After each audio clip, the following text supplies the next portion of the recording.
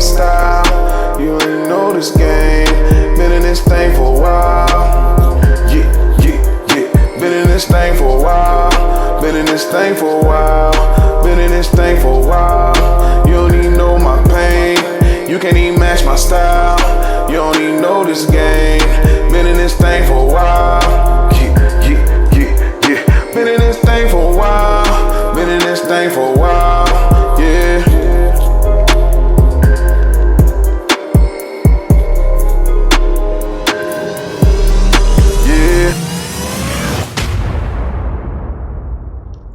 Here we are.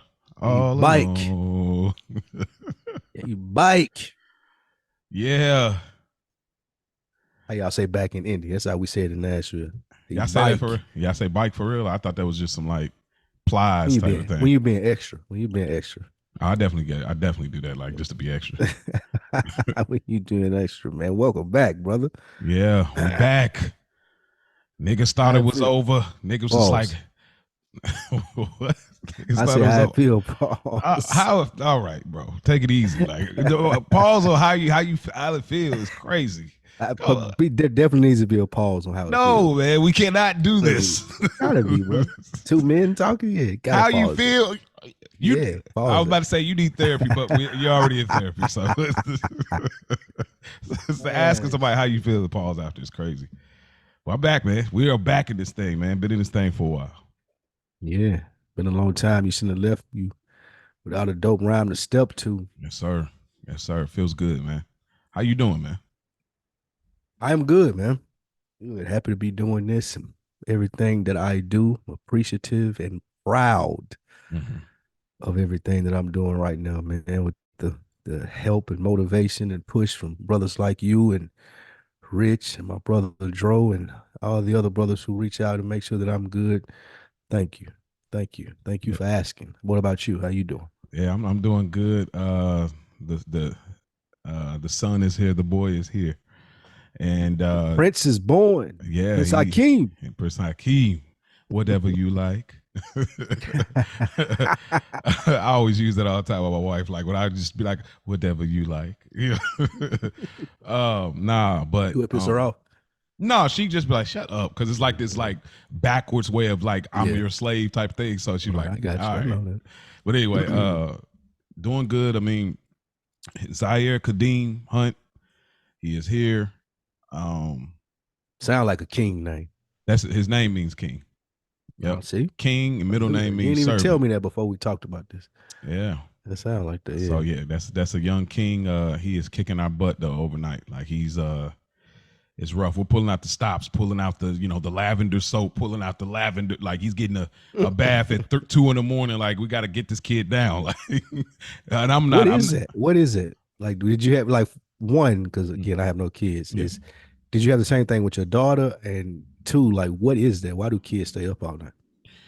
I definitely know. Like, it's crazy because this is exactly what he used to do in her stomach. Like, she would be up at 3 a.m, sitting on the side of the bed, and just like, I can't sleep. All right, boys out here, and so now he's out, and it's like still happening. It's crazy. Like, but I don't know what it is. I think just from they sleep all day, and that's like to get them transition to like, because I'd rather be fussy during the day. That's cool. Like, and let you wear yourself when you down. Ain't there. Yeah, like no. Look, that sound like a dad. Look, Spike ready. He already ready. Look at him. Do that shit when I ain't here, nigga. You're like, yeah, do that when I ain't here, bro. But but nah, just briefly though, but like trying to get him there. So it's like I got hope every night. Tonight is like, I don't have no hope no more. He's gonna kick our butt again. And because it's like every 3 hours, sometimes 2 hours, and it's like he just gets start crying. Yeah, because it'd be all day, it'd be smooth, and then nighttime is like you're having a hard time sleeping now. And at that point, we worn out. So that's the roughest part of it, but it's been a joy. It happened so fast. It's like I still ain't really processed. Like, yo, at moments I'm like, dang, this is my son. Like God saw fit to keep my bloodline going. You know what I mean? When I could have died years ago. So I was like, and that part has just been hitting me more than anything. And I've been talking to him like, your name is Zaire, and you're gonna do great things. And carry yourself in a certain way. So just putting stuff in him. By the time this come out, he'll be 3 weeks old. So nice. Yeah. What did sister say about him being up all night? I mean, she's not like. I mean, he wakes her up too. Like they both had strong cries. Like when she was his age, she had a strong cry, but hers is more of a pierce. Like it's like a high pitched pierce. His is more of a roar, like just just really strong roar kind of thing. Like he's my Simba. So, she's loving it though. Is it a thing? Is it a thing to just leave him in there crying? I'll let him marinate a little bit. Some shit I'll let him marinate. Yeah, I'll let him marinate a little bit. Like if like I'll try to rock you, like I get the pacifier, babies just get to moving crazy and just slapping the pacifier out because they don't got coordination. And I'm like, hey, stop, he moving on. I'm like, hey, chill out, son, chill out. And then after a while, I'm like, all right, you know what? Go ahead then. And I'll let you have it. And then and sometimes I use it as a tactic. Maybe I can stretch them out, to get them to sleep at night. But but yeah, that y'all know, for those of the fathers out there, y'all know how it go, man. When you're an involved father, y'all know how it goes. So it's just you have to throw that in there, man. Don't do you don't have to throw that. Nah, you do got to throw that in there. Niggas be thinking that they do the bare minimum and call themselves father. Like, be real. Like, you got to be in there, unless of course, circumstances present differently based on the relationship with the mother. But outside of that, involved fathers, y'all know this life so much. But yeah, we good, man. Straight up, we good, and I am glad to be back in this thing for real, for real. It's a part of my life. It's your first pod back, right? Yes, sir. It is. Nice, man. Did you miss it? Yeah, I always do, man. What'd you miss most? To be honest, I really missed like the banter on Good Earners. Like I love the like. I love the like how y'all always look at me funny because there's gonna be some random story or something. It's like every time I think I know this guy, he tells us something else that's like, who is this dude? Like, oh, that sound like you. It's just these funny, it's just the banter and the jokes and the laughter that I get when we do Good Earners, because the thing is that people may not know, you have on deck. So you get an opportunity to you get an opportunity to get clever, get funny, get creative, have fun in that element, because the content is it kind of serves itself. You just got to get there. He got that same thing with Culture Garden, but for me, I didn't have that until we started Good Earners. So that's my version of that. So that means a whole lot for me. I'm like, this is where I can have fun and kind of work out some chops and stuff. So it makes sense. So it means a lot. So I missed that probably the most. Of course, these conversations, but that's probably the thing I think about a lot. I say, man, I can't wait to just laugh with these dudes. Like, but let me ask you, man. This is a much more serious platform. When you think about I got you. It makes sense. But let me. So what has it been like for you? Is it business as usual? Like, hey, my dog gone, but hey, I gotta do what I gotta do. Like, because I know you have that ability to. You're connected. You got a relationship. No. We'll get there. But but your ability to like I feel like you're a very team oriented player. Like you rock with the ones you love, people you in business with. You got it, but you know how to like compartmentalize and separate if you got to. Like, hey, at the end of the day, nigga, if it's gonna be me, business is getting handled, and all that other stuff I'm feeling, it's gonna be over here. That is a fact. That is a really good observation of me. So it's been good. It's been good. Like you said, it's been business as usual. Of course, miss the banter, like you said, the going back and forth. I'm hesitant to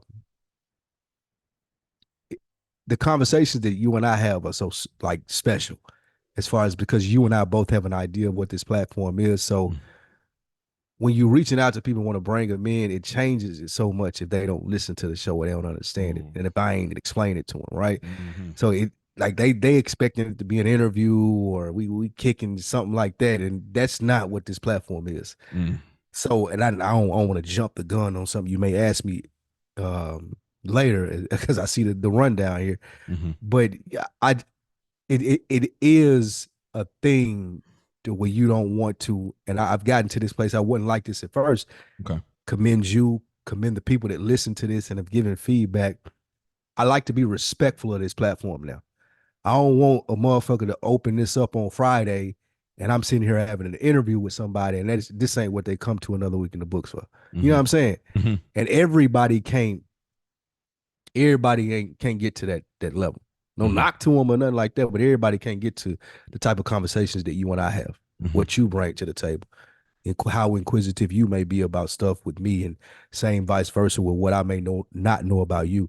I think when you ask some people, like you were saying with the Rolodex, you ask some people to come on and it's like, oh, I'm gonna come on the podcast and we're gonna talk about like stuff that's happening in the world, or stuff that some of our users don't care about, right? Some of the people that listen to us, there's a very specific conversations that they come to another week in the books for. And I want to make sure I start nurturing that a lot more. Wow. I don't even know if I answered your question. Wow. We that stay right there. That's perfect. Cause now you kind of, I gotta keep talking here, but I'm processing what you just said. Like, okay, now it kind of, the lenses kind of change a little bit. You're absolutely right. This is a space and a place that when you come up here, understand what this is. You know what I mean? Like now I feel like I can't waste niggas' time on Fridays.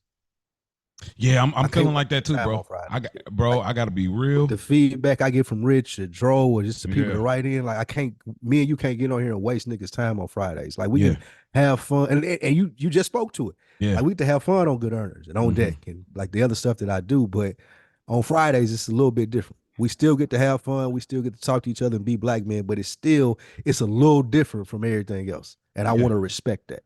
Be respectful of that.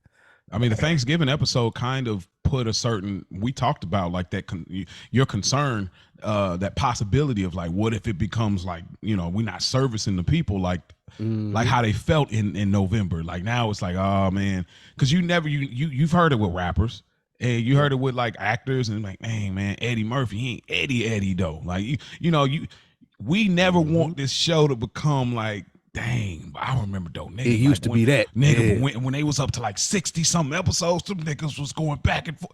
You don't want it to become something else. It's like, dang, nigga. I mean, I still love it. I'm invested, so I'm gonna see this thing through with the dudes, but it ain't what it used to be. We see TV shows like that all the time. Like it's a hard thing. It's like I love these people. I'm gonna stay with them, but damn, it ain't the same as it used to be. It was. And that shark a little bit.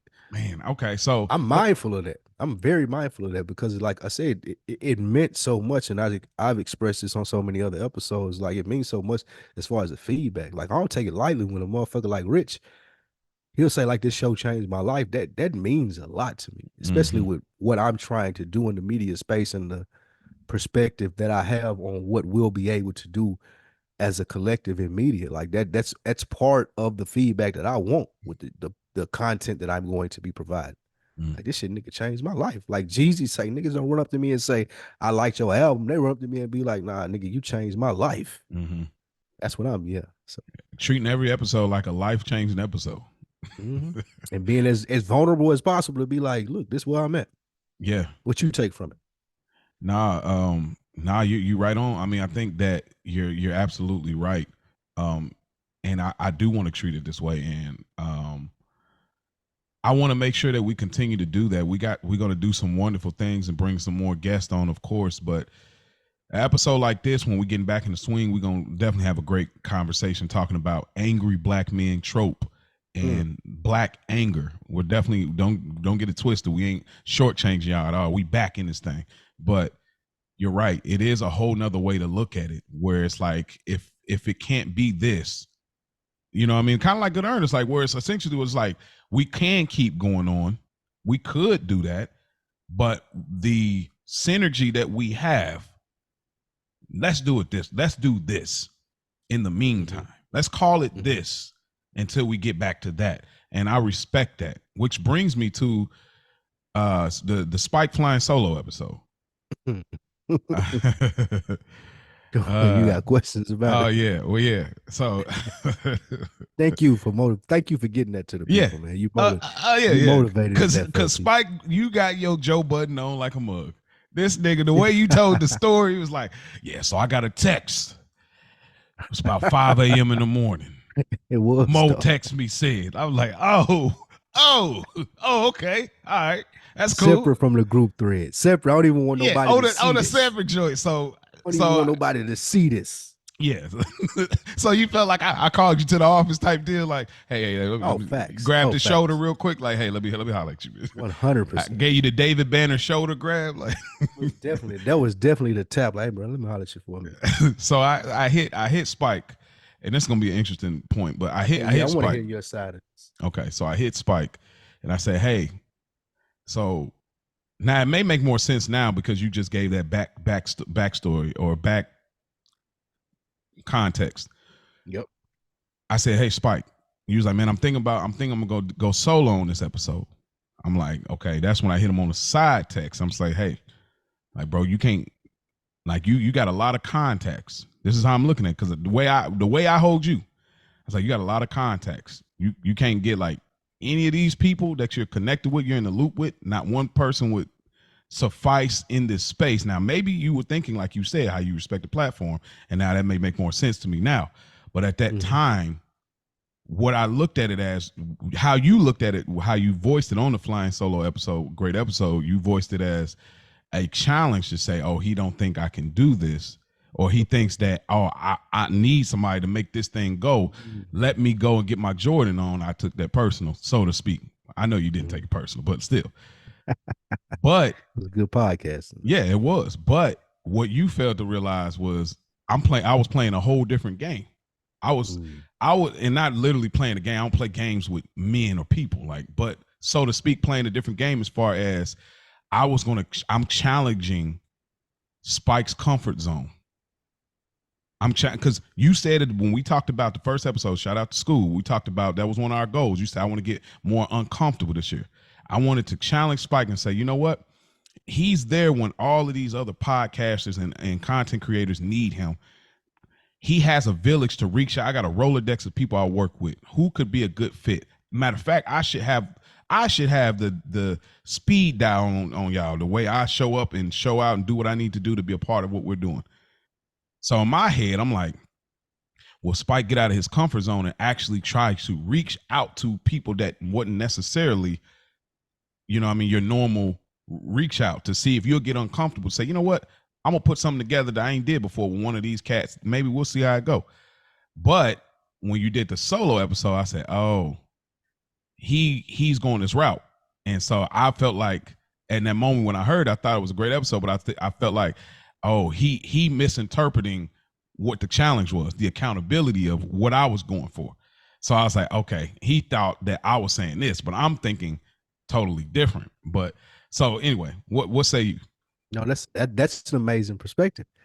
It shows how, again, you and I know each other from doing the show together, but how people can take things two totally different ways, right? Mm-hmm. Like, we right here in the same conversation, but because of everything that goes into what makes you Mo and everything that goes into what makes me Spike Lou, Yeah. like, we took that two totally different ways. Yeah. And that's what this show is about. And that's when I always say, ask another question. Mm-hmm. Like, either one of you or me could have figured that out had we been like, well, wait. Like you said, well, the tactic of it was, I'm going to take this on a surface level of what I think it means. And because I think it means this, here's my next step. Mm-hmm. Versus what a lot of times we don't get to do with each other as Black men. And again, I'm glad this is playing out this way, because we can give examples now. Versus, so, and this is not a critique, this is just an observation. I want you, based off what you said, one of the biggest things that we miss as Black men is the area opportunity to give people praise. And I say that in the sense of, I probably would have took that text the way that you intended it had you led with, you know what? I know that you can do it Dolo. There's no question in my mind that you could do it solo. However, here's an idea. Versus, again, leaving it open. And again, this is not a critique. Bro, This I ain't is a taking me it. I ain't thing. tripping that out. I'm listening. This is a me thing more than you thing, and I'm hoping people are understanding what I'm saying. Versus me being able to say, hey, I'm going to take this as my Jordan moment and be like, oh, you got me messed up because you think that I can't do it. nope, you can't do me like that because guess what I did in the text that I sent you? I told you that I thought you could do it. Mm-hmm. So how I would equate that to our people that listen and, you know, just people that take stuff from this store, a lot of time as black men, we miss the area of opportunity where we can praise our homeboys and acknowledge them for the good shit that they do. Mm-hmm. Like, I know what you good at, my nigga. Like me and you, we locked in together. Like I'm just speaking in general. Now. Yeah. People that you grow up with, your friends that you know for this, that, and the third. When you talk to them, acknowledging what they're good at and not even giving them the doubt in their mind or that room to be like, oh, I took that personal. No, you can't take that personal. If you do now, it's a you thing. Because I let you know in the beginning, I thought you was the dopest nigga alive. Like, so I let you know that. Yeah, so let me ask you this. Yes. That's you. Now we're getting somewhere. Do you think that I think you're dope? That's a good question. I would hope so. Okay, I'm not so you're still not sure. Yeah. Okay. What makes you not sure? All of the steps that have gone from that to this chapter 80 and the many conversations and even the origin of. It's not a you thing, it's a me thing. To George Costanza, it's not you, it's me. It ain't that you ain't expressed that and said that, and I do appreciate and listen to you and expect you to be transparent. Mm-hmm. I get it, yes. However, with me, when people say that, not you, but anyone else that I may work with to say, oh, you're dope at this, there's still this thought in the back of my mind where like I could be better.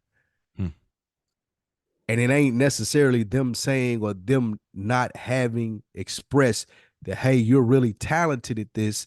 In my mind, for some reason, it's like, well, yeah, but I could be better. I don't know if it's because I believe I'm not doing it enough or working hard enough to be better, or I haven't achieved the things that I feel like that I should have achieved. If people say that I'm this good, or if you're this good at this, in my mind, and Spike Lee's mind, okay, well, then you should be here versus here. So it's not that I don't think that you say that I'm dope. Like, of course, you've expressed your admiration for me, and I appreciate the flowers, my brother, 100%. However, in my mind, it's like, well, if you was that dope, then you would be here instead of here. So you're saying that, which you know, all relationships are custom, right? You deal with every brother. Custom. You deal with every brother differently. Every brother you deal with, you deal with differently, right? You deal with them in a Spike Lee way, but there's a because of the transaction that, or the rapport and the transaction that you're having with them, you deal with each of them differently. You got one guy you can be like straight like, bro, you full of, you full of it.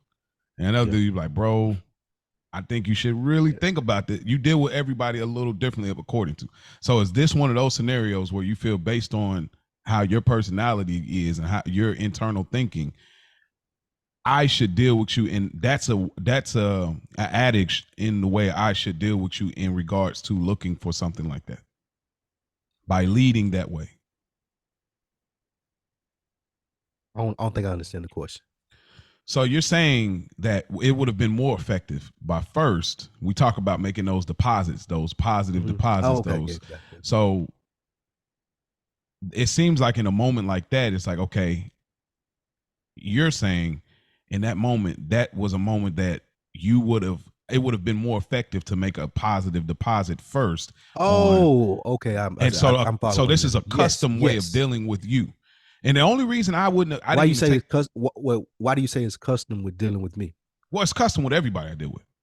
So it's not just you. Everybody has a custom. This is me growing in understanding as far as, okay, this is what would be effective moving forward in our relationship with certain elements like that.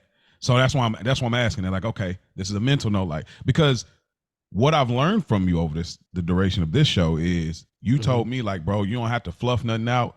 You don't have to do this, bro. Just be straightforward with me. Which after that episode we got into it, you empowered me, and now it's actually affecting my life now, where I really have I'm not interested attitude a lot of times, and not in a negative way, but I'm just not doing the fake laughing with people at work. I'm not doing you're talking out loud about the news, and I'm like, oh, I need to jump in and say something because I'm past that, because talking to you, I've been empowered to be all the way just thorough all the way to the gate. Like, okay, I'm not on your own reality. Yeah, Like, I ain't got to do that with y'all. yeah, I ain't fluffing nothing. So fast forward to that moment in my mind, I'm thinking, you know, I'm thinking like I'm being straightforward. Like, bro, you can't do. Not to say you can't do it, but like, bro, I think that, which maybe I could have been more detailed to say, bro, I think people rock with you for real, for real. I think you could really reach out. But now I'm understanding what you're saying. See how that could be misconceived, though, right? I can see that. Not saying that I'm right or you're wrong. No, I can. Like when I say, oh, okay. I don't need to be coddled when, like, no, but when it doesn't happen, sound crazy because then it sounds like you need to be coddled. But with that being said, you could see where, like, the difference. I can see that. Like, you leave me that opportunity and that space to be like, and I took that personal, not acknowledging like, okay, well, no, bro, just to make sure you understand before I'm saying this is what I'm saying. And again, not just you. I think this is a great conversation because it gives us the area opportunity to improve amongst ourselves as Black men. We have to be a lot more comfortable in asking that next question and displaying, hey, here's what I'm thinking, just so you don't get it confused in what you thought I was thinking. I'm not leaving it up to you to figure out. I think you good at something, or I think you should do this way. I'm going to tell you why based off the experience or the relationship that we have together, just like what you and I are saying. I'm saying if you had been like, oh, well, man, you know, I'm 1,000,000% sure that you could do it dolo, bro. That ain't the question. The question is, hey, what if you did it this way because you said you were going to do this and I challenged you? Then I would have took that totally different and would have been being a complete asshole if I came and said the same thing that I did say about it. However, you can look at it and be like, well, yeah, I thought that I didn't have to do that in order for, if I'm going to challenge you in one way, where you would take it that way versus the other way. I get what you're saying too. Let me ask this then. We'll put a bow on it. Okay. Because I know this is what it is. This is like super like small, but it's just a man thing. And it ain't even not this thing, but what I'm about to say is like double text, right? Maybe even triple text. Do you look at people? Do you look at brothers weird if they do that? Because that'd be like, I don't. Okay. Sometimes you got to get your point across, man. All right, because I remember one time it was a way early in the relationship, but like I remember I sent you like a double text, but it was like a voice note or whatever on the idea, and you kept it super straightforward, super to the point. Hey, bro, I got it. You ain't got to oversell it, nigga. You kept it, so I was like, oh wow, okay, all right, got it. So that those. But and again, that goes to being more open in communication and direction, because like that was very dry. That was very dry and direct, and I may have been right about it, but I could have said, "Hey, that was good. I got it," and then you would have understood more that it wasn't. I'm bothered by you double texting me or whatnot. It's just I get the premise, bro, and I understand it. I'm sold already. So yeah, adding a little bit. We do a bad job of that as Black men, like giving more detail. Like we're really standoffish in that field where it's like, well, I feel like I shouldn't have to say that. I feel like you should know that, and it ain't that way. Yeah, like we don't communicate in the best way when it's like, nah, I meant this, and it's easy for a motherfucker to look at it and be like, well, I thought it was this way. Do you? And then that leads to frustration, and I know that's going to lead to our topic this week. Do you think that? And this, because I'm really getting understanding, because I want to make sure I'm navigating in the effective way moving forward. Doing that, saying something, and then going behind and like giving a detailed explanation, does that insult another brother's intelligence at all? It's just like, let's say you read that text, and it's not really even about that, but let's just say you read that text and you got where I was coming from, but then I come back behind it, I sent like a little 45-second voice note, like, no, what I'm saying is this. Is there any world that you take it like, nigga, I got it, you insult my intelligence, like you needed to explain that? There ain't no word for it, because I don't want to. I'm just trying to navigate this thing. A previous version of myself, yes, maybe. Okay. But in this current version of me, and to quote the great Junior Soprano, I got to be able to sell it. Yeah. If you don't feel comfortable selling it, like you said, even though I got it, sometimes a part of the sale is, nigga, I'm gonna oversell it. You said you got it, but I want to make sure you got it. And sometimes people, the sellee, respects that. Okay, well, look, just be ready for me to overstep. Like just deal with me. Like just As long as you're ready for no responses, I'm good. no. That I mean, you can just hit the thumbs up. Just hit me with the thumbs up. You ain't gotta. Okay, I can That's do it. that. Don't I just can do leave that. me out there like. I You know can what I do mean? that. Just I can thumbs do up. that. I'm like, okay, he got it. He heard me. That's all I'm saying. Like, wherever you go from there is cool. But yeah, like since I've been in sales, I respect it a lot more. I understand that some people Okay. there are different approaches to everything, especially when you're selling an idea or point to a person. Man, we just had not we. This conversation just happened in a group chat that I was in, and well, never mind. I ain't even gonna get into You it look at 'cause him. Too he close got to to home do right with now. something else. Well, nah, it's just like there's a difference between presenting an idea to people Mhm. and letting them hear that and saying, okay, well, what can we do to make this idea come into fruition? Right? That's one thing. There's another thing to present an idea to people and saying, I'm going to sell this. Here's the pitch. Here's how I think it's going to work. Here's every week the follow up on it to ensure that you know that I'm fucking for real about this.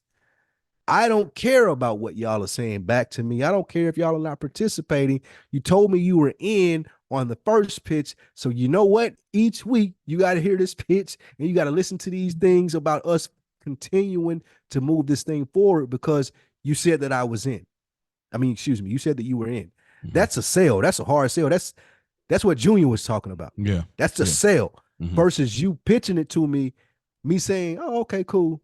And then 2 weeks from now, if I don't say nothing, you don't say nothing. That ain't a sale. You wasn't And I invested. think a lot of niggas think the other people think a lot of less ambitious or lazier people would think, oh, well, man, I said that, excuse me, you said that you were in. How come you ain't hitting me up 2 weeks from now? It ain't my job to do that. You sold me on it. You got to keep following up with me. You got to continue that conversation with me. So just a word of advice that I seen today. Yeah, no doubt. That I mean, I told you, people just, I've said it before, but like people just like the idea of things and not the actual thing. Like it's like I like to When hear it come to myself getting the say, shit done. I'm about to work out. I'm about to start going to the gym. I looked at of some course. memberships. All that stuff feels good, but when it comes to actually hitting the gym, no. Bro, we love the sound of things. Do this when I gotta do this at 5 when I get off every day, or at 5 in the morning Bro. before I go to work every day. Come on, bro. No, I'm not. We said in a few episodes, y'all don't do this. And for what? And for what though? For what? Especially with you, I got a wife, I got Bro. kids already. Like I ain't trying. Make it I ain't make going sense. to no spring break, bro. I ain't. Yeah. I don't need a 6-pack. Yeah, bro. Tell me what I need to do to Facts. be healthy. I'll do that to bare minimum. We gonna keep it moving. Yeah, we're gonna keep it moving. Keep it a beam, man. But it's good to be back, man. That was great. It's a great. want to. It's a want to thing. But yeah, It great, is. great conversation. Absolutely. Shouts out to Rich. I think he definitely trumped my on deck interview. Because he went crazy. Because he went crazy, and he did the back research. Man, he's really good in this space. So I am too. I can't wait. I'm excited to see what he's gonna do with the interview. Man. Yeah, he's really good at that. Man. He's really good at it. Yeah, man. I told him he got that like you. I said you really got that like, like that big Tigger. That sway like that, like some cultural style where your stuff, but he's really good at that. Shouts out to Rick. Shout out to Wash, and shout out to J Ho. What'd you think about that episode? I thought it was hilarious when Wash was asking about the dreads, bro. I don't know where he was getting that, but I didn't even know where that came from. But I don't either. But I think it was some kind of way to say, bro, cut them off, like, or something like that. I don't know.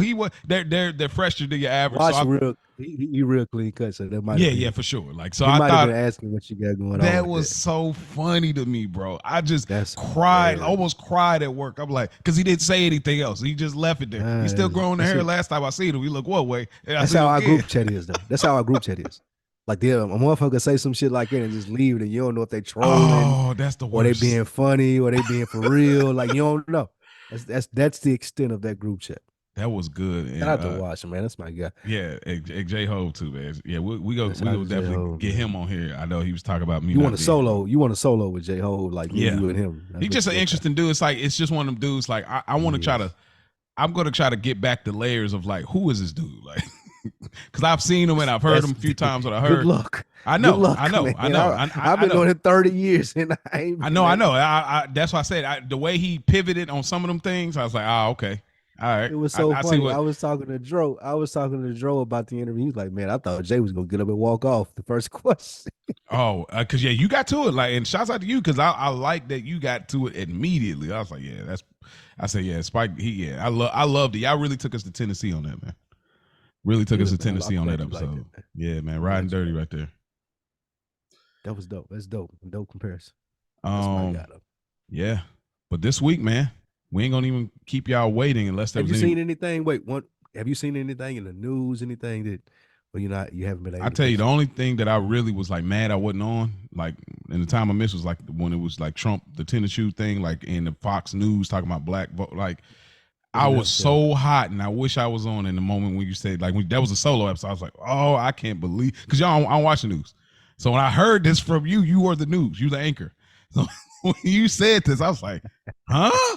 And then I heard on another pod, and I was like, oh it's so many things about that it just pissed me off completely. Like, but I'm like, y'all doing this on purpose. Y'all not this ignorant.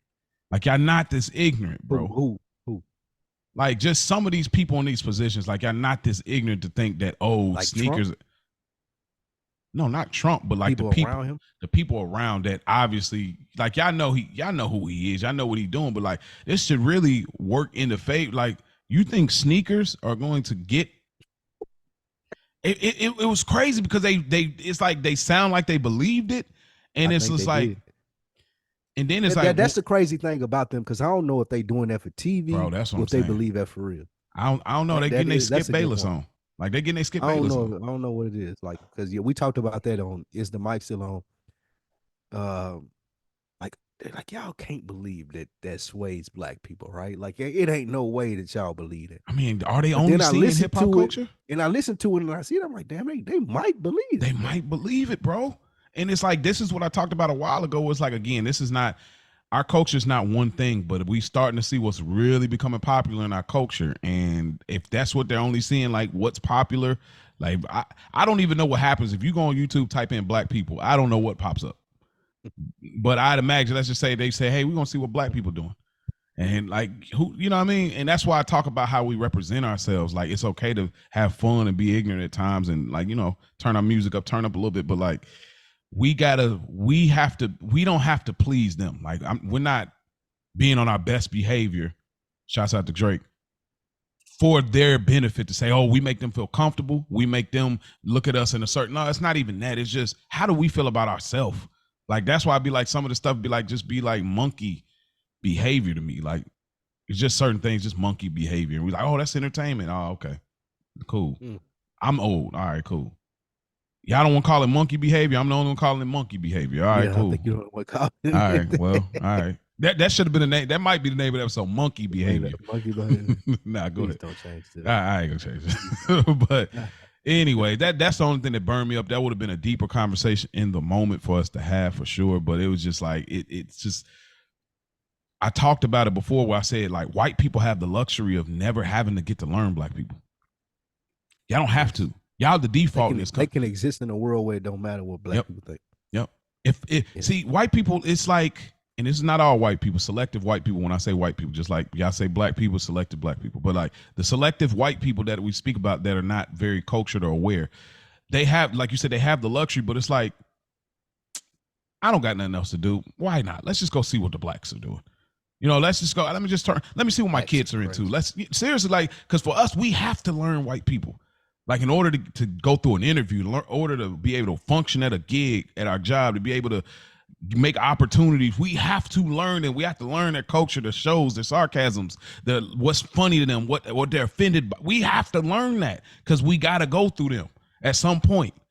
And it's not a luxury for if we just only know us black people, we stuck in the hood.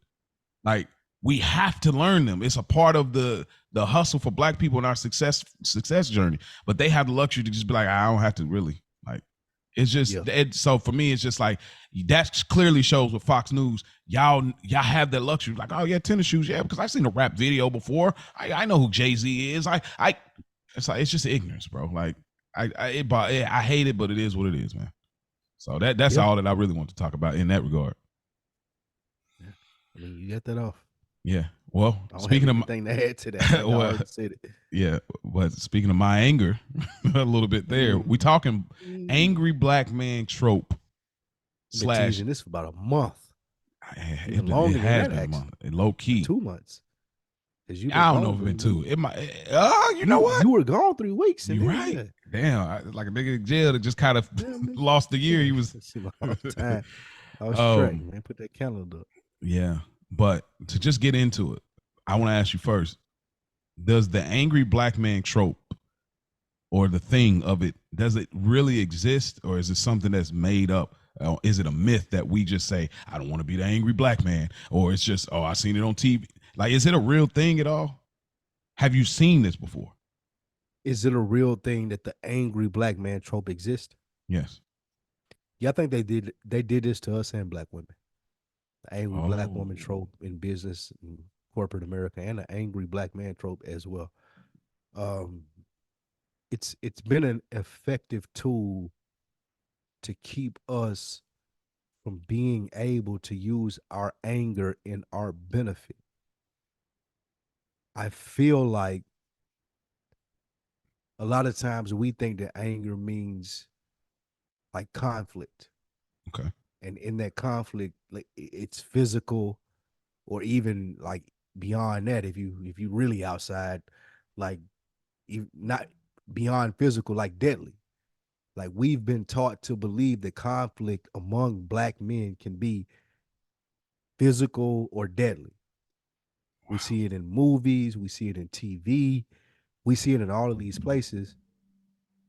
And the thing that I think that it's cursed us in that is it's caused us to try to suppress our anger because we feel like it can lead to that. Versus most other people, cultures, minority groups, regular groups, any other groups, they get to use their anger in not benefit. What's the word I'm trying? They get to use their anger in a way that helps them. Like in We don't. moderation to everything else. Not even moderation. Like let's say you look at the Karen for white women. That's anger. That's them being upset about a certain thing that's going on, but they do that and use it to complain. It's not a threatening thing per se to any other group. You just know what it means when someone says that. I think that the stigma that's been passed around amongst black men for anger for so long has been, oh, you're going to get shot, or oh, a fight is going to happen. It makes us suppress the things that we get angry about. Therefore, we don't speak out as much as we should about the things that we're angry about, because we think that anger has to end in one of two things, when that ain't even necessarily the case. The case is, how can I use my anger to be effective in what I want done? When you were thinking of that topic, did that cross your mind at all? It's crazy. It's been so long. I can't even. I don't even necessarily. It might have been a Dick Gregory thing. I don't know. I can't remember Dick Gregory, man, the legend. But no, I really don't. It's been so far from that moment that it came to my mind. I don't exactly remember, but I do. It may have came to me. I just knew. I said, I don't think we've talked about anger, like the black anger, right. Or just anger in general. It may not just be the black anger. There's a black anger. I ain't gonna do that. The history makes there be a black anger. Black men anger or black overall anger?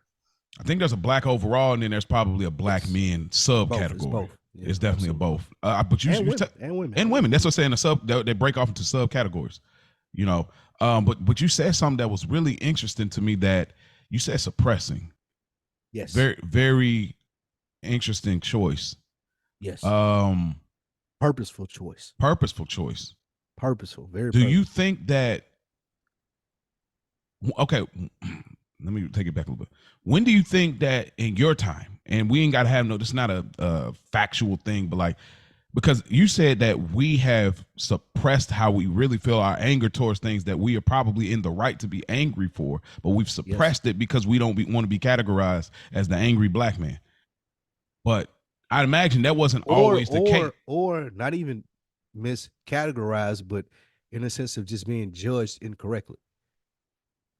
because you saw Boys in the Hood or because you saw Menace to Society or any of these movies where you think that this is how black men act when they get mad. Now, this is a completely different setting. I may get upset in this setting, and you equate it to the only black movie or the only black series or TV show that you've ever seen versus knowing a real black person. And now I got to deal with, oh, you think this is going to be violent or some gang type shit, or you're from the streets and you just got a chance because of affirmative action type things. You think these things when I'm in a corporate setting where it's the same thing if Bob or Bill or Matt gets mad. Mm-hmm. But because the perception of black men is like it is, it's like, oh no, if he get mad, he's going to throw me through a wall. Like there may be a fight. Wow. I may have to like, damn. That's a real thing. Yeah. And I think that we think that as black men. Do you carry yourself that way? Are you naturally not a mad angry person, but like, all right, well, at one point in time, you was out in the streets. You was with your boys, right? Y'all, you move differently then than you do now, obviously. The gold teeth Lou, you know what I mean? But now you're Spike Lou. So I'd imagine the anger and or whatever you was on, y'all was on at that time was the reaction to whatever it was a lot different than it is now. Is that fair to say? Your reaction to when something got you mad or angry, your reaction then. Oh, yeah, absolutely. Okay. Because you're older, you know more stuff. Okay. Like you know how, as you become older and you go through situations, you should know how to handle being angry. And I think that's one of the things I really want to dive into in this topic when we talk more about it. Okay. When the last time you actually been angry?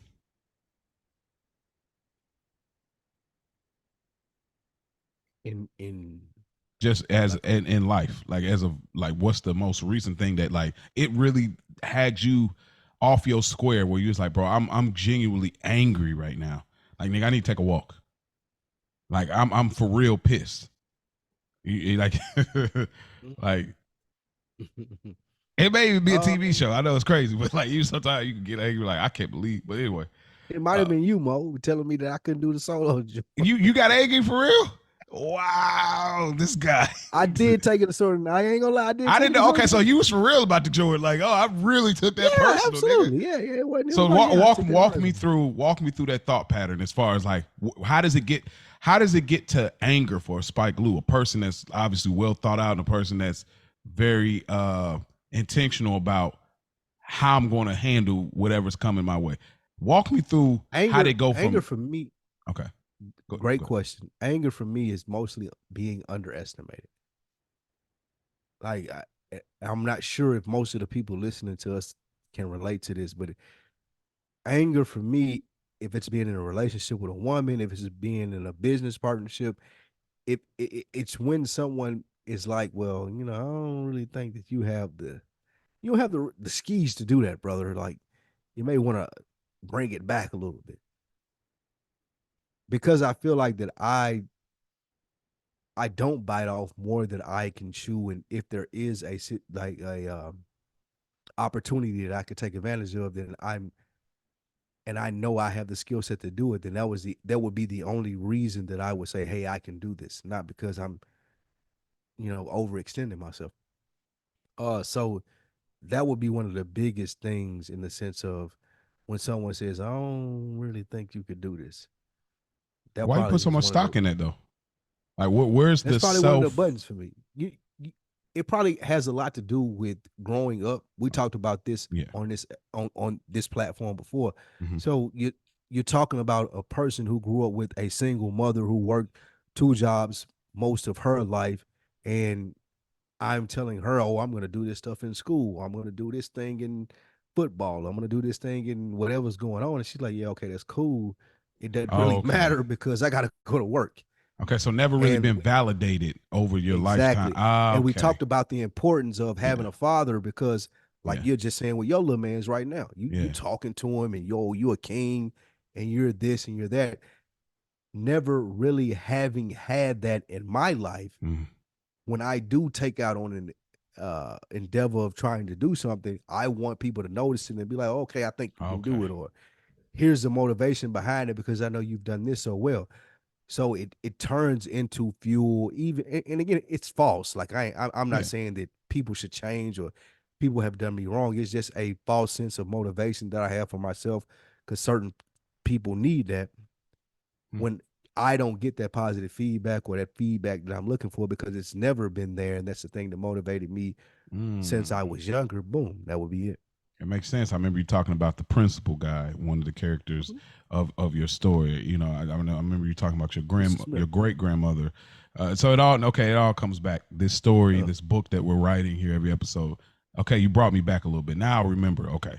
All right. So now that recontextualizes everything we talked about at the top of the show. Like I said, oh, got it. Now it just literally light bulb. Like, okay, now I see what that is. That is okay.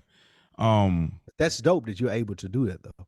Yeah, I think a lot of people that do these type of platforms and have these type of shows is not, oh, I'm paying attention to what you're saying and oh, I can recollect some of the things that happened previously when we were recording this versus oh, I'm just talking about social media and regular things in the news. Yeah. I think that's what I say when I say I'm trying to protect what we do on this platform. That's it right there.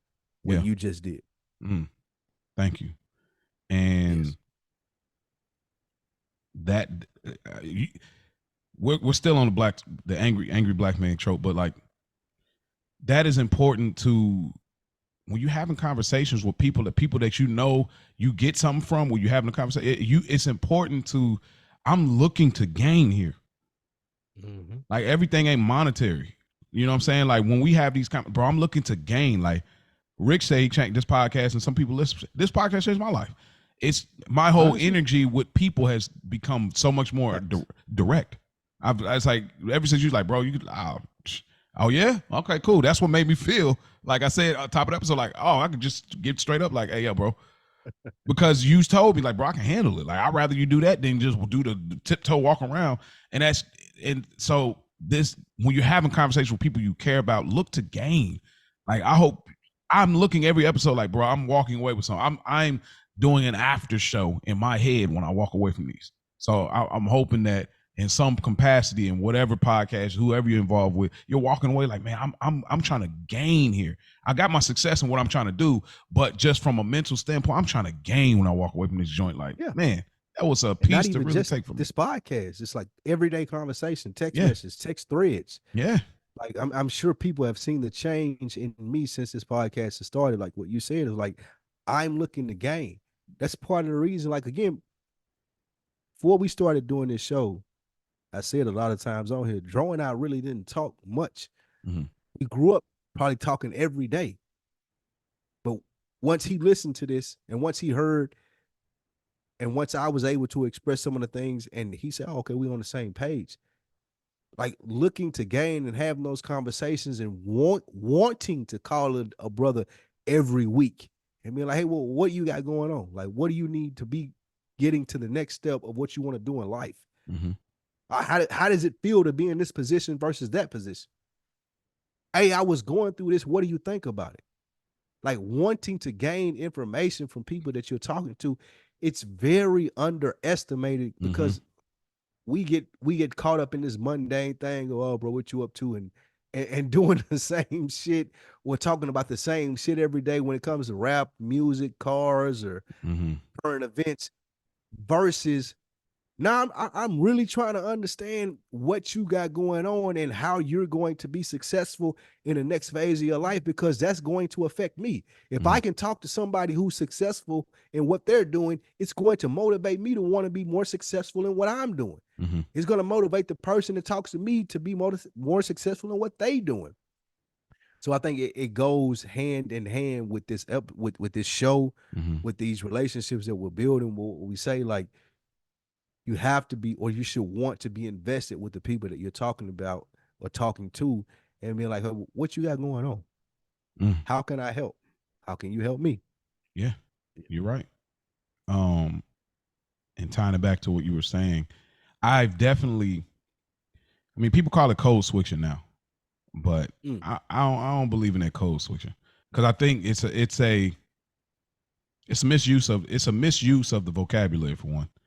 I didn't change codes. Like, I'm black. My code is black. I'm the culture. I'm this is the code. Like to say, oh, I'm talking a certain way or I'm navigating a certain, it's still a part of the Black experience. It's not code switching.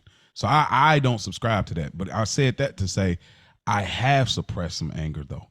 I have been in moments at work where I was like I spoke about it. I didn't speak about it, but it was, I mean, bro, it was fresh off, like talking to a worker and she was telling about her daughter and start getting into the politics space. And then, you know, when you get in politics, somehow it's going to get to a racial thing. And it started going somewhere where you thought you were saying one thing, but you didn't realize you're saying something else. And it pissed me off, bro. Her or you? Her or you? It pissed me off. Like her, she was saying, she was just saying one thing, but to you it meant something else. So it was just on some like my I'm just gonna say my son. I'm just gonna throw people off. So let's just say, oh, my son, like, yeah, you know, he's white. My son, you know, he's just very outspoken. He works well with everybody and stuff. But my son, he's just very outspoken. He'll challenge everything. Well, why do we have to do it this way? Why do we have to do that? Like, my son, you know, like he'll talk to, like, he has a Black friend or whatever, and he'll just say that, like, you know, he doesn't see why nobody should be able to say the N word. Like, and I tell her, like, I tell him you can't have those conversations with people like that and stuff. He's like, I don't see what's the problem. I mean, if it's a bad word, then none of us. So one day, the son actually came to work, and I seen, and it was like, oh, this is my son. I didn't say nothing, and because that wasn't just that, it was more to it than that. But I can't tell y'all which episode it was, but I was kind of in and out with it because it was fresh off. Like that same day, I was still pissed about it, steaming. I didn't talk to this lady for like weeks. We're good now, but I said she still don't even know. Like, she really angered me as a Black man because I'm like, what makes you feel so comfortable to talk about your son's politics and you don't realize how that really affects me, where you feel comfortable to tell me about your son speaking any kind of way on behalf of Black people or towards Black people, even if it's not negative. You're trying to be an equal without actually understanding our pain and where we're coming from. What makes you feel comfortable talking to me like that? Like, it's sweet, like it's cool. It's not cool like that. Like, just, hey, find a place and stop there. Like, sometimes people get too comfortable and they don't realize, like, you're overlooking everything that comes with our experience, which goes back to what I was saying. You have the luxury to not look. You have the luxury to not care. You don't have to go through Black people for anything. That sentiment that you just shared, like that anger, that being able, like you just told me, to being able to tell her that, do you feel like that there is room for you to be able to say that to her? I played it out in my head. Yeah, there is room. There is room. I think I played it out. You played it out in your head, and what? Of how I was going to deal with it. Because the next day I was like, you know what? I'm going to cool off. But you didn't say that, though. No. You didn't say like you just told it to me, like raw, real. Yeah. Nah, not at all. I the way I played it out, after I calmed down, I was like, you know what? The next day I said, I'm going to come, because I was pissed. I was talking to my wife. I mean, I'm talking to myself on the way home. I'm like, nigga, you got the nerve. Like, nigga, I was like, you got the nerve to be talking to me like, nigga, you know what my people been through? What are you talking about? What makes you so comfortable? Like, oh, I've arrived and it's all good because, oh, I got a good job. My boots are strapped up. It's all, Nick, bro, I was anyway, but I played out my head. It was just gonna be like, hey, so-and-so, look, you were talking to me a little bit about your son and saying like they were into this and stuff. And I understand where you're coming from. You want to make a personal connection. But to be honest, when you're talking about a person that looks like me, and you're saying these things and how they're saying these things, how comfortable they are, even if they're doing those things, don't share that with me. Like, it was so layered. Don't share it with me, because you shouldn't feel so comfortable to have that. You don't really know me. You don't know my struggle. You don't really know us like that to go in that lane. That's why some people at work will talk politics and they're looking for reactions or responses. I don't say anything. And it's not because I don't know politics, even though I don't know politics, but I know people. You know what I'm saying? But it's just fun. I don't want to get into it because we know you don't talk politics, you don't talk religion, whatever, like, because you know where it's going to end up.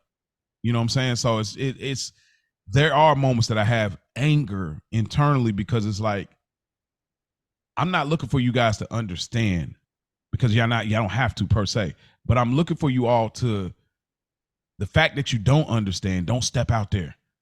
Just don't even step out there. Let me ask you this. Do you feel justified in your anger?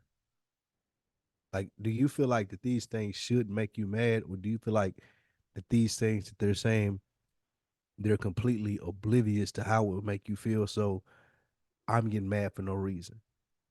No, I feel like it's justified. I think that second part is Think it's right too. justified. The reason I feel like it's justified is because it's like, bro, you've been going on with life being a white individual. White person, right? You know, Right. So before yeah. you go there, let me ask you because Mhm. I want to make sure we stay on the having being justifiably angry and wanting to express that but not being able to. Is it because you think that you're not able to articulate it in a way that they would understand, or do you think that they just wouldn't get it because you are an angry black? They would just take you as an angry black man. The second. Second one, you think Yeah. that if you go off about it and this, they think I'm just an angry black man. I'm overreacting Mm-hmm. to what they said. Okay. Yeah, because most times they don't look at it like, they're like, I'm not racist, right? I'm not, and it's not a race conversation; it's an anger conversation. But like, I'm not racist, and this is one of those things that are obviously one of the strongest triggers for us. But it's like they're like, I'm not racist. So when I'm saying these things, but sometimes people don't realize it's like, because you're not racist don't mean you don't say things that are racist. My wife says racist things sometimes, and I'd be like, she'd be like, is that racist? Like, yeah, it is. Like, I mean, we talk about all the time with good earners. Like, we laugh about funny racism jokes. So it's like, just because you're not racist don't mean you don't say racist things sometimes or do racist things. So it's just those, I can articulate. I don't have a problem articulating. Like, if I take my time and really get my point across and gather my thought, I hate even doing that. That ain't, I don't even, it's still not code switching, but the suppression of like rightful anger. Cause now I'm like, oh, I don't want to be the angry black man, because there's this weird thing when we finally, me and you, for example, corporate America, we think about, and not even corporate America, just us, that we've got out of the trenches, we out of the hood, we out of the projects. You think about, okay, I made a good name for myself. I'm out of jail. I got a good, decent job. I got a girl, or I got a kid, or I got my own thing. I got my crib. You go through all of these things that, okay, for any other individuals not black, this is just regular stuff. But us that are black, it's so many things working against us. All of these are wins, right? So we're looking at these achievements as wins, and we attach them to our character now. So then when we get to a point where something makes us angry, let's say in the workplace, it's like we almost look at it like, if I get angry, it takes away from all. Yes, it takes away from all that I've achieved, and I can't let this moment do that. But after so many years of suppressing that rightful anger at moments, I don't know what to do, bro. Like, I just don't be knowing what to do. I mean, most times I just try to say whatever, and it puts me in, I just don't care. But then it's like, then when do you tap in and start caring again? I would ask in response to that, why does anger make us so emotional? Black man specifically. Because it's rooted in something further than what we're actually angry about. So if we're exactly, that's a great answer. So if we're able to think through that emotion and really get to how can I use this anger to my benefit, because like you're saying, in the arenas that we deal with anger in, like a lot of other people, black women, black white men, white women, Karens, they're able to use their anger in an effective manner for their people, the people that look like them. Whether it be other white men or other white women or other black women. The thing about black men is we don't understand how to think through our anger to get to a point of how can I use this to make it beneficial for me? How can I use this in the sense of I'm not gonna hit this dude in his mouth. I ain't gonna be waiting for him outside when this is over. I'm not gonna shoot him. I ain't gonna do any of these violent things that society has taught me as a black man that this is how you react when you're mad. But what I am going to do is continue to think this through. And when I come to the solution that's going to make me feel best about this situation, I'm going to enact that. I'm going to have the patience and the wherewithal to be like, you know what? I got you. I think a lot of times we're not willing to be like, I got you. I'm going to let you get this off right now. Because there's this macho ego thing that we have associated with us as black men, and we're not willing to. A lot of times we're like, you know what, cool, I'm gonna catch you in the back end. because I thought about this and now I got a plan and now I know how to get the best of you when you thought you had the best of me. Mm-hmm. So I would employ most of the people that listen to this, that are in these situations that you and I are speaking of, have patience. Figure out this ain't the first step. This is the next, the third, the fourth, the fifth, the sixth step into you may have pissed me off today, but tomorrow, I promise you I got you. I got you.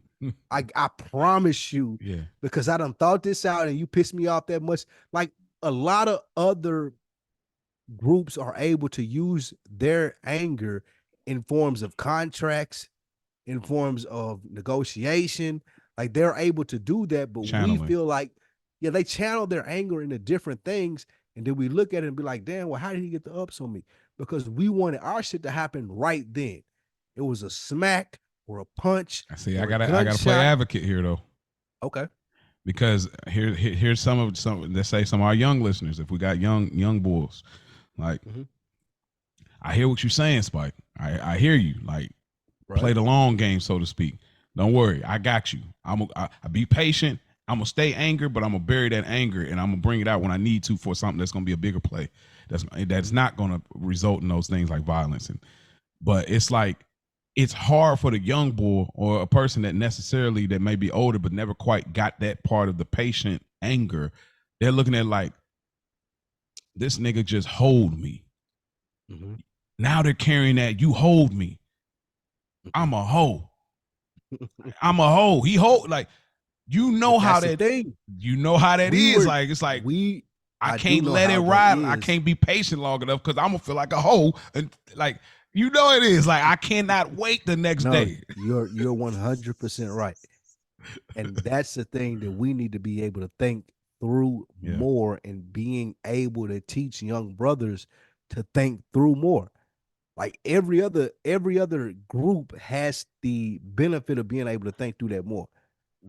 Like you hear your girl saying it, like at the high school class reunion, 15 years ago, this bitch took my man, and I still like whatever, however she can get over her at that point in time, she's going to do it.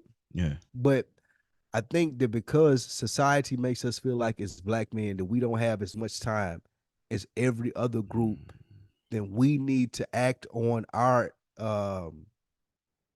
short changes very quickly. Oh, you did this to me, I'm coming back to shoot you tonight. You have time, young brothers.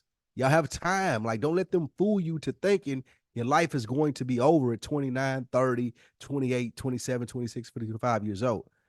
I think that's the biggest thing from what you're asking me. Like, we don't believe that we have the time to be like, you know what? You did get me today, but I am going to build the business and have the infrastructure and do all the things that I need to do to be able to get you 10, 15, 5, 4 years from now. And I feel like we just don't think that we have that runway to be able to do it. So let me ask you, how do you deal with that, right? Because we've been talking, and you're a person that you put more stock in what people say about you because of we talked about upbringing and things. So because it's on some like Marlo Stanfield, my name is my name. The product is the product. But when somebody that say it don't even have to be white, but just somebody comes at you and they got over on you in that way, and now you're going through the process that you say, I'm gonna think this anger out. Like I can't believe this nigga just did. This nigga really did this, right? Now you got to be patient and say, okay, I got you. How do you get to that point? Because like you said, wait a minute, you got me messed up. Like when did you get to that point? Like, because I don't know how you were before this stage, but how did you get to that point where it's like, I'm patient? Like what I'm saying is, how do you navigate patience in the anger, bro? Confidence. You have to be really sure in yourself and who you are and the plan that you have in place to get to where you want to be, in order to be able to be patient and say, you know what, I'm going to catch you on the back end because I'm working on this, or I know this is going to happen, or I have these plans in place. I'm talking to these people. Like, you have to be very confident in what you have going on to be able to be patient to say, I ain't got to take care of this right now. because the stuff that I'm working on and the people that I'm working with and the deals that I'm working on to come through, I know they're going to benefit me in a way as to where you and we're going to have a conversation in 6 months, a year, or 2 years. Like, it's going to happen because I've been putting in the work to do so. So it is one of those things where you have to be very confident in what you're doing. You have to be very confident in, I said I wanted to do this. I'm not bullshitting. I'm meeting the people. I'm doing the things. I'm putting in the work as to where the person that I say that I am 6 months from now, a year from now, 2 years from now, it's going to hold up. That's the only way you're going to feel comfortable about being able to be patient enough to be like, I ain't got to get revenge right now. It don't bother me enough to be like, I got to take care of this right now because I know I got these other things going on. And I know I got this built up where it's going to pay off. I know I'm good at it. I know the people that I'm working with are good at it. I know all of these different things that I'm putting into this are going to have a fruition at some point in time. I ain't got to deal with the poo-put shit and the person who did this and made me mad. I ain't got to deal with that right now. It'll come back around. That's natural. Hey, you know what? So you got to have real confidence in what you're doing, in order to be like that. It ain't for everybody. No. Well, because some people lazy. It ain't for the people. Yeah, it ain't for the people to be like, oh well, I don't know if I'm gonna make it. I ain't really in this. Like, it ain't for you. What I'm talking about is not for you. It's for the people who are putting in the work consistently, and you know what? This is going to pay off. It's going to pay off so much in the sense of, I can't take time to deal with this hating ass nigga right now. I know it's going to come back and we're going to figure it out at some point in time because that's what I'm investing in. Mm-hmm. But if you like, oh, well, I'm only focusing on this hating ass nigga and what he think going to do wrong about my business or what I'm going on, like, it ain't going to work out. I'm not talking to you.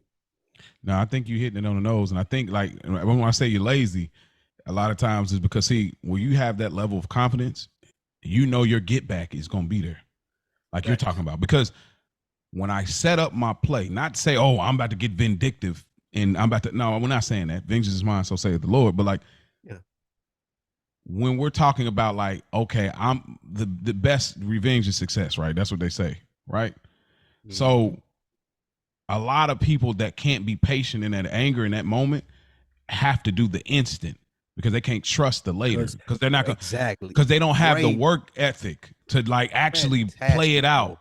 Like, absolutely. Nigga. That's what I was getting from what you're saying. Fantastic. Yes, absolutely. I don't have the patience to be like, I ain't got to get back. I ain't got to smack you right now. I'm going to smack you even harder later. Yeah. And it ain't even going to be physical. Mm-hmm. Because I'm fully confident in what I got going on. You know what else people underestimate, bro? And for those that like have to react, I'm talking about even with your girl, like people underestimate this, bro. And I know you know this feeling, I know this feeling. I'm trying not to laugh. But like when you play the long game, bro, and then you see like, whoa, what was that? You looking at the other side over there. And you kind of see like, the juggling's kind of is getting a little hard over there. It's getting a little challenging. No, they looking at you. Like, damn, this motherfucker see No. Like they may be looking at me, but I'm not, I don't even care if you're looking at me. I'm looking at you where I'm at. And I'm looking like, that's interesting. Told you. Man. You know, it's even more where you don't even. That's interesting. It's really mature because I'm going to be like, I told you. I ain't going to even hit you with the I told you. Like, remember what I said? I told you. Nah, like, see, that's too easy. It's because I already played the long game. Me saying I told you, I can't even do that. I got to make you feel like I know you just waiting to say I told you. I ain't saying nothing. Like Tony, remember when Meadow was like, when Meadow got they broke into a car, did I say anything? Like, I'm sorry. Lord is my witness that I'm petty like that, but bro, I live for those moments because I am at that point in my life where I'm patient with my anger enough to be like I've had it at work where there was a moment at work with the whole scenario where it's like, oh, you fumbled something like crazy. And I was just like, they was like, oh, so-and-so, they talk about it like, oh, well, I was trying to figure out. And I'm just sitting there like, I'm turning my chair, look, headphones back on, back to the typing, bro. Like I live. I told you. Like similar to what I told you about 2 weeks ago. Yeah, like because I've done now. I have done that where I was like, yeah, that was like, remember what I was saying? Oh, okay, yeah. Like black men, I'm telling you, like like Spike is saying, have It's enough. worth it. It is worth it. Like you don't have to do the violent way to get your anger off. You don't have to do the super raw, super aggressive, like some of these black men we're seeing dealing with other men, brothers, or dealing with women like in public. Like you don't have to do that. Like even if your woman going crazy, yeah, and she talking crazy about like your stature, talking crazy about how whatever she's talking crazy about in public, you're just like, oh, you're going there, and it will trigger you. Cause I know some stuff. You know some stuff where I said she should never say that. It's the wrong dude to say that. He was never gonna keep his cool. And I know sometimes certain women can get out of pocket crazy because of their respect level from men, and they're dealing with their own thing from how they came up. But even when you have to be, I'm sorry. But even when you're dealing with that, where he's like, man, I be trying to work with her and stuff, but she going crazy on me like that, so I can't help but to react. Bro, play the long game. You keep being like. It's hard to do that because you hate to feel that feeling like I'm being holed, I'm being little homie, I'm being belittled. Any of those feelings, you hate that, so you can't handle it. But what you got to do is the minute you hear that little voice in your head telling you that, you got to talk to yourself out loud and big yourself up like, nah, I am that nigga. Like, let's be clear. Like when I want to make something happen, I'm making it happen. If I think it, I'm gonna do it. You know what I mean? Like you have to have that that self investing in number one, bro. Like that, because that confidence, we had a confidence episode. I can go back and listen to it, but like, what is it, quiet male confidence? But bro, anyway, go ahead. What you're saying? It's just crazy when you said that. Like, man, it just took me on a whole spiral of thoughts, man. All of that is great, and just to piggyback off of that before we get out of here, we need to have more understanding of I don't have to act out when I'm mad. Like we need to be able to, just like any other group of people, black men need to be able to say, you know what? I'm gonna own this anger. I'm not gonna let it be violent. I'm not gonna let it lead to something that I regret, but I will take it and I'm going to use it for my benefit at some point forward because I know I'm putting the work in to be better. So I think a lot of us do one of two things. We suppress anger and just push it down and be like, okay, that made me mad, but fuck it, I'm gonna keep moving. Or we try to act like it didn't make us mad. Every other fucking group get to voice their expressions when they mad. Black women, white men, white women, Asians, all of them get to be like, oh, I'm mad. I'm this and I'm that. And nobody feels threatened or endangered. However, when black men tell people that I'm mad or I feel this way about that, people feel threatened or endangered. We got to own up to our anger and let people know it don't equal out to you getting shot or punched in the face. It equals out to just like when a Karen is mad or just like when anybody else is mad, I get to get mad too. And I think if people are going through their lives being like, okay, nothing made me mad, to black men especially, not people, black men, if you're going through your life being like, okay, nothing made me mad today, nothing made me angry, then you ain't living right. Like there should be stuff that makes you mad or makes you angry throughout the day, and you should be able to lean into it, and it should not lead to something violent or something that you regret. You should be able to work through that and be angry in that situation and you say, you know what? That made me mad. All right, what's my next step? Because it ain't hitting the motherfucker in the mouth. It ain't doing this, that, and the third. It's okay. It made me mad. Now I'm going to figure out a solution as to that made me mad. Now I'm doing this, that, and that about it. That's what I want us to lean into. I want to share a scenario here. I mean, y'all know us for stories. Y'all document this, get this on your, the stories y'all can remember about me and his story here as we writing this book. I was thinking about this the other day, bro. I was so out of this is where you grow as a man. Y'all really tune into this moment right here. This is where you grow as a man. When you really look at moments, you're like, that was just not a good moment. So I go back, it was some years ago. We went over to my wife's friend. It was her and her husband. We hung out with them a few times.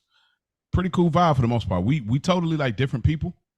Me and my wife were kind of we're really flexible in regards to who we're dealing with, as far as like we can hang with people that got a lot of money, or we can hang with people that, hey, yo, they thugging it out. We sympathize, empathize, connect with anybody. That's just how we are. But like, so the people we were anyway, that all that context don't matter. But anyway, so we're, at this time we're smoking weed, we're getting drunk, and me and her friend having a conversation about rap somehow. At this point, we all pretty turned. We're having a conversation. We're talking about Biggie and Tupac. And somewhere down the line, I think we said Biggie and Tupac, and then we got to Jeezy or Gotti or somebody, but what ended up happening was, and it hit me in a certain way. She said something along the lines like, niggas that listen to this or niggas that listen to that, I don't know if she said, I don't respect niggas like that, or like, oh, we laugh at niggas. She said something that was way out of turn, where it's clearly like, oh, you're talking about me in some kind of way. I don't remember exactly what it was. So now we're going back and forth, and I'm making a point. So now, to my recollection, we're both getting really loud. And it was one of those moments, like, she's laughing it off. I'm like, whatever. We end up eventually leaving. He never stepped in and said nothing, her husband. Now they're both younger than us, but not by much. But we end up leaving. So that was years ago. I brought this up the other day with my wife, and I said, I was just driving home. I said, man, I just wish I never did that, just as a man. Now that I'm older now, I probably was still in my 20s, late 20s. I was like, I wish I never did. I'm going back and forth with this woman about something that don't really even mean anything. I have internal anger about something totally different. Not get me wrong, she was still out of pocket in her regard too. But me as a man, the way I look at that moment, how I look at myself, I'm like, nigga, what were you handled it correctly, nigga? And then I had to look at him. I said, this nigga didn't handle it correctly either. I said, bro, you letting me go. Yeah, like, he shouldn't even let me get that off. Like, and so but set aside all that, I just looked at myself, and I was like, damn, I'm really sorry. I said sorry then, but after said and done, we squashed it, we hung again, it was over with. But I still be looking at moments like, dang, I was like you ain't like how it left you. Yeah, I'm like, the man that I am now, like us doing this show, life changing episodes. It's like I said, I'm gonna start the day and end the day as a respectable man, and a man that leads with respect. You know what I'm saying? And that was not man type behavior. So my black men out there dealing with anybody, especially women, and even more especially black women, like just women in general, like, bro, you got to conduct yourself as men. Like you talked about the subway situation. Like, you don't got to go back and forth with them. You don't got to go rah-rah with them, even if they really went somewhere, because women got that ability to take it somewhere. They could take it somewhere. You can't take it for real. Like, women just have that superpower. But anyway, man, you just gotta navigate it differently, black man, because your point won't get across with them like that, like you think it will, by being rah-rah. So I echo everything you said. No, that was great. That was great. That was a great story. And I think what people could take away before we get out of here, as far as the angry black man trope, black anger episode that we've been teasing again for the last 2 months. Right. We don't get the chance to think through a lot of things. And we think that's because of how society paints us. And like, we don't have to submit to that. We can take our time and think through situations and not act on anger, and be a lot more locked into, okay, here's what happened. Here's what I want to happen. Here's the conversation that we can have from point A to point B. Like, that can happen for us. But I think a lot of black men get sucked into I have to act like people think I should react, or I have to act like I thought I've seen people react for the 20 or 30 years that I've been on earth. You have the power to be that person, to be like, you know what, I'm going to do this, that, and third, and it be best and most beneficial for you. And my last statement before we get out of here is tying back to what he said. It's like, black people, we're just forced to do things faster for some reason. We forced to grow up fast. Now you need to hurry up and hold this bottle. Now you got to hurry up and learn to drive. You got to hurry up and dress yourself. You got to hurry up and learn how to bathe. We always have to do everything faster for whatever reason. I'm not sure.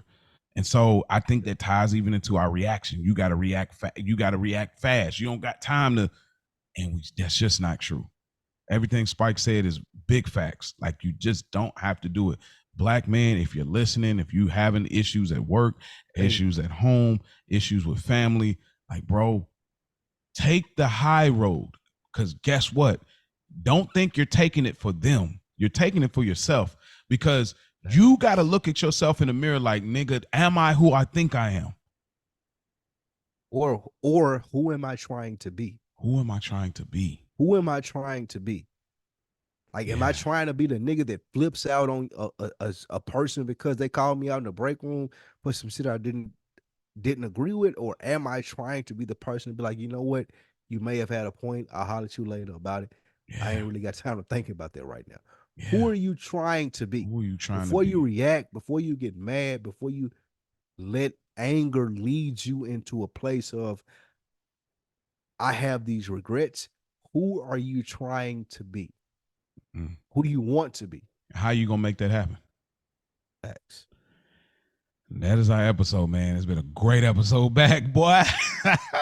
That's crazy, man. Right in time for the State of the Union address. Oh, yeah. Oh, man, boy. Spike is my newscaster, so he'll keep me in the loop. Him and Rick are some informative brothers. But what do you got going on? Speaking of informing, same old, man. Another week in the books. Good earners. What is the mic still on? The mic still on? On Deck TV. Yeah, all of the good stuff, man. It's gonna be in the frames per second. It's gonna be in the feed. Check me out. Mm-hmm. What about you? Same things. We'll be back for the first episode of Good Earners, coming back, even though it's the 10th, 9th, 11th episode, I think. But we'll be back on that. Check that out on Mondays. Again, if y'all don't watch Sopranos, y'all can still listen to me, Spike, and Rick just have our hilarious banter. But I would definitely advise y'all to watch the show. Of course, this show every Friday. Still working on roll, moving. I'm trying to get some legality things worked out right now in my research, because I want to present the best product as possible. Y'all gonna get tired of hearing about it, so I really don't want to keep promoting it, but why not? I got a platform. Y'all can hear me, so go check out those 3 seasons in the meantime, man. Absolutely, man. Look, we appreciate y'all, man. Yes, sir. Yeah.